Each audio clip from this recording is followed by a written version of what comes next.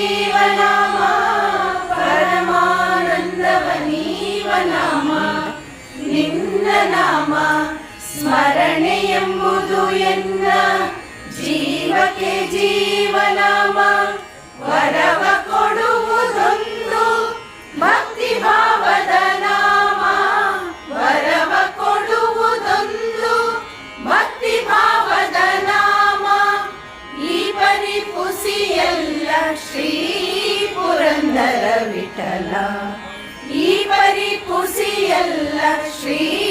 ಪುರಂದರ ವಿಠಲ ನಾಮವಿದ್ದರೆ ಸಾಕು ರಾಮ ನಿನ್ನ